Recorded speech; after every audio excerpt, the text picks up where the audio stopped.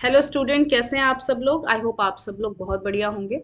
तो last time हमने बात करी थी अबाउट परमुटेशन कि परमुटेशन क्या होता है। ठीक है। तो हमने देखा कि परमुटेशन जो है अरेंजमेंट होता है ऑब्जेक्ट्स का, जहाँ पे ऑर्डर मैटर करता है।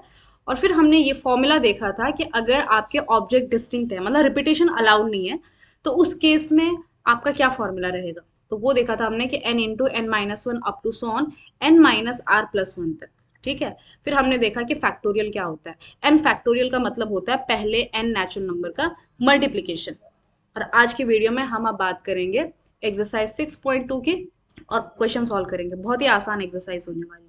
बात आपने सिर्फ ध्यान में ये रखनी है कि आपका कुछ फॉर्मूलेज वो ये कि जो n फैक्टोरियल होता है वो किसके बराबर होता है, n into n minus one into n minus two up to so on कहाँ तक जाता है, ये वन तक जाता है। या फिर आप n फैक्टोरियल को जो है n इंटू, अब ये जो बाकी का बचा हुआ पोर्शन है इसकी जगह आप n माइनस वन फैक्टोरियल भी लिख सकते हो। या फिर आप ये कर सकते हो कि n into n minus one को लिखो, n into n minus one, और जो बाकी का पोर्शन है इसको आप n माइनस टू फैक्टोरियल, और इसी तरह से आगे भी कर सकते हो। बस यही चीज़ आज की वीडियो में ध्यान रखनी है। कुछ नहीं करना, बस कैलकुलेशन पार्ट है आज की वीडियो में। ओके। तो चलिए क्वेश्चन नंबर वन देखिए, कह रहा है कि इवेल्युएट 8 फैक्टोरियल। अब ये भी कोई क्वेश्चन है, सिर्फ मल्टीप्लीकेशन है। तो 8 फैक्टोरियल किसके बराबर, तो हमें पता है 8 factorial is equal to 8 into seven into six into, एक मिनट, 8 into seven into six into five into four into three into two into one. अब मल्टीप्लाई कीजिए इसको। तो ये देखो, यहाँ से आगे देखती हूँ मैं, पाँचों को 20, 20 60, 60 दुनिया 120। ओके। ये तो हो गया आपका 120। फिर जो है सेवन सिक्स ज़ा 42, और ये आपका 8 है। ठीक है। अब मल्टीप्लाई कर देते हैं इन सबको। तो देखो, तो इसका आंसर कितना आ गया, दिस इज 40320। बस, कुछ नहीं है इसमें। ठीक है। नेक्स्ट क्वेश्चन की तरफ चलते हैं। नेक्स्ट क्वेश्चन आपका क्या बोल रहा है कि 4 फैक्टोरियल माइनस 3 फैक्टोरियल। ओके। तो चलो, ये भी आसान सा क्वेश्चन है सेकेंड पोर्शन में। 4 फैक्टोरियल माइनस 3 फैक्टोरियल। तो देखो, पहले बताओ कि 4 फैक्टोरियल कितना होता है, 4 into three into two into one, यानी कितना, 4 तिया 12, 12 दुनिया 24। 3 फैक्टोरियल कितना होता है, 3 इंटू टू इंटू वन, तो 3 दुनिया 6 और 6 कम 6, तो 6।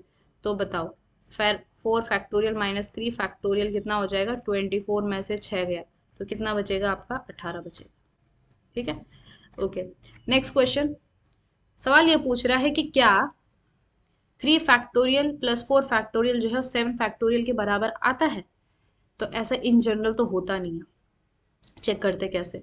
देखो, 3 फैक्टोरियल प्लस 4 फैक्टोरियल, अभी हमने पीछे देखा था, 3 फैक्टोरियल कितना आ रहा था, 6 आ रहा था, और 4 कितना आ रहा था, 24। तो ये हो गया आपका 6 और ये हो गया आपका 24। तो इसका आंसर कितना आ गया, 30।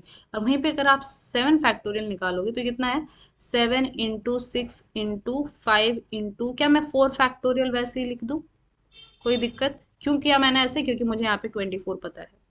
तो 7 into six into five into four factorial क्या हुआ आपका, 24। Okay.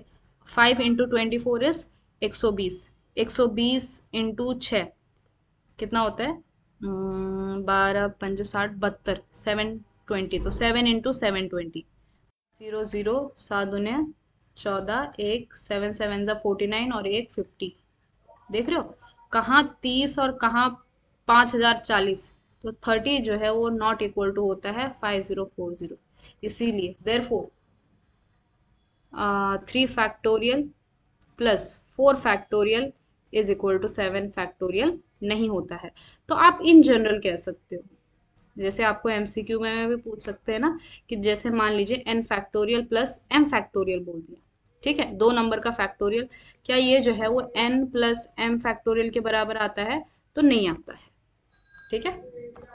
Next, compute 8 factorial divide by 6 factorial into 2 factorial.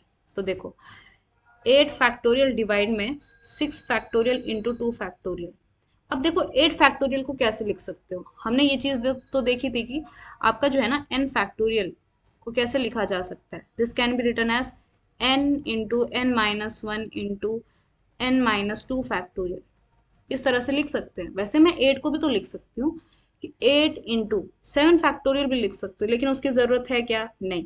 तो 7 तक मल्टीप्लाई कीजिए, फिर 6 फैक्टोरियल लिख दीजिए। ओके, और डिवाइड में क्या है आपका? 6 फैक्टोरियल इंटू 2 फैक्टोरियल। ठीक है, मुझे लगता है कि यहाँ पे स्टूडेंट को कोई दिक्कत नहीं होगी, क्योंकि मैंने आपको एक्सप्लेन किया है कि 8 फैक्टोरियल किसके बराबर? 8 into 7 into 6 into 5 into 4 into 3 into 2 into 1। ठीक है, अब देखो ये क्या है? पहले 6 नंबर्स का मल्टीप्लीकेशन है, तो ये 8 इंटू 7 को वैसे ही लिखो, तो ये क्या बना? ये तो आपका 6 फैक्टोरियल बन गया ना, इसीलिए ऐसा लिख दिया। ठीक है, अब देखो ये 6 फैक्टोरियल कैंसिल हो जाएंगे, तो ऊपर क्या बचा? 8 इंटू 7, और डिवाइड में क्या है? 2 फैक्टोरियल, मतलब क्या? 2 इंटू 1। अब जो है आप इसको सॉल्व कीजिए, तो 2 1 जा 2, 2 4 जा 8, और 7 चौको 28, तो 28 इसका आंसर आ गया। बात खत्म, इसमें कोई दिक्कत नहीं। आगे बढ़ते हैं। Okay, next question. अब ये क्वेश्चन जो है हमने लास्ट टाइम पे भी ऐसा ही क्वेश्चन सॉल्व किया था, तो इसमें क्या करते हैं? इसमें जो है आपका एक बार नीचे डिनोमिनेटर सेम करते हैं। ठीक है, तो 1/6 फैक्टोरियल प्लस 1 अब 7 फैक्टोरियल को कैसे लिख सकते हो? 7 into 6 factorial is equal to x/8 factorial. अगर आपने लास्ट वाला वीडियो देखा है तो उसमें मैंने ये बात करी थी कि आपको जो है यहाँ पे ये वाला मेथड लगाने की जरूरत नहीं है। कौन सा? कि मैं यहाँ पे भी 7 फैक्टोरियल से मल्टीप्लाई करूँ, यहाँ पे भी 7 फैक्टोरियल से, और यहाँ पे 6 फैक्टोरियल से, और यहाँ पे 6 फैक्टोरियल से। इससे हमारा काम जो है बहुत लेंदी पड़ जाएगा, ये मत करना। ठीक है, यहाँ पे देखो, यहाँ पे 6 फैक्टोरियल है, यहाँ पे 7 इंटू 6 फैक्टोरियल है। किस चीज की कमी है? 7 की कमी है, तो यहाँ पे 7 से ऊपर मल्टीप्लाई, नीचे मल्टीप्लाई, तो 7 1 जा 7, तो 7 बन गया ऊपर, प्लस 1 डिवाइड में, अब डिनोमिनेटर दोनों के क्या हो गए? सेम हो गए, यानी क्या? ये 7 इंटू 6 फैक्टोरियल हो चुका है। कोई दिक्कत नहीं, which is equal to x/8 factorial. ठीक है, अब देखो 7 प्लस 1 कितना? 8, डिवाइड में 7 इंटू 6 फैक्टोरियल को वापस से आप 7 फैक्टोरियल भी लिख सकते हो, है कि नहीं? देखो, अगर आपको पूछा जाए कि n-1 फैक्टोरियल इंटू n कितना होता है, यहाँ पे मल्टीप्लीकेशन है, तो दिस इज n फैक्टोरियल, है कि नहीं? कोई भी फैक्टोरियल है, उसका अगला वाला टर्म से मल्टीप्लाई कर दिया तो वो n फैक्टोरियल बन जाएगा।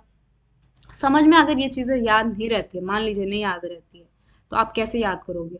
सिंपल सा एग्जांपल है, आप 10 नंबर लेके चलो।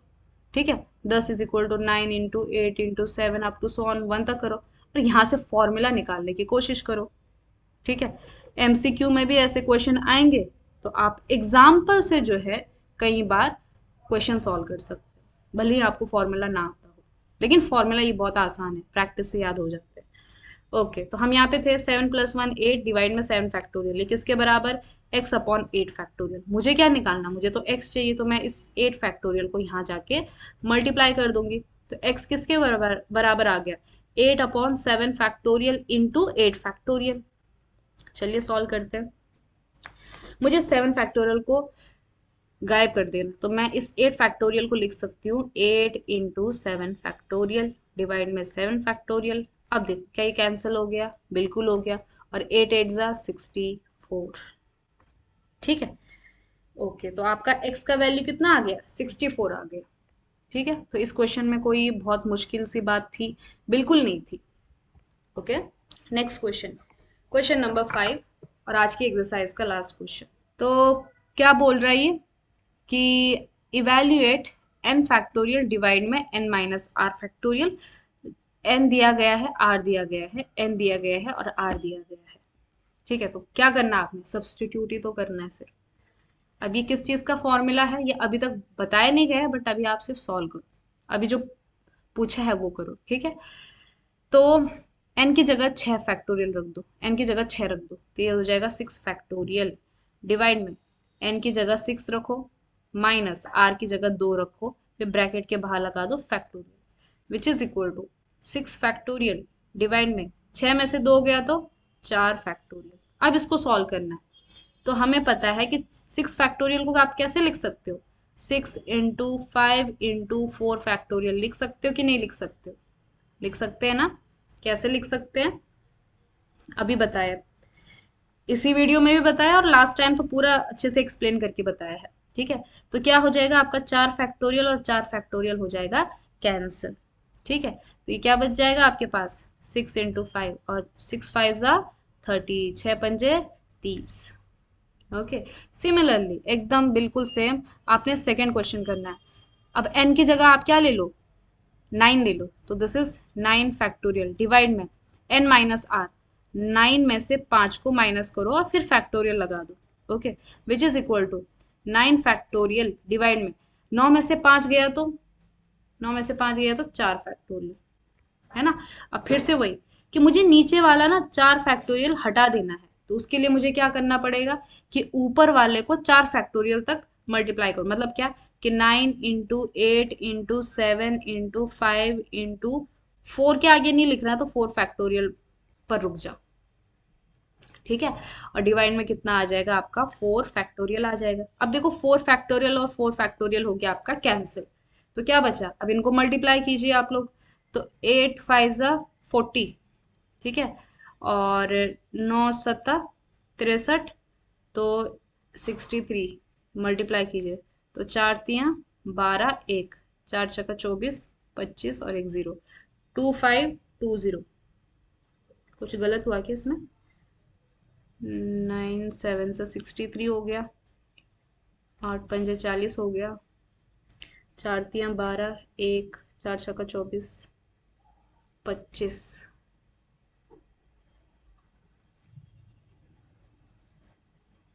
अच्छा, इसमें 6 6 गायब हो गए यहाँ पे, 8 7 6 भी तो है यहाँ पे।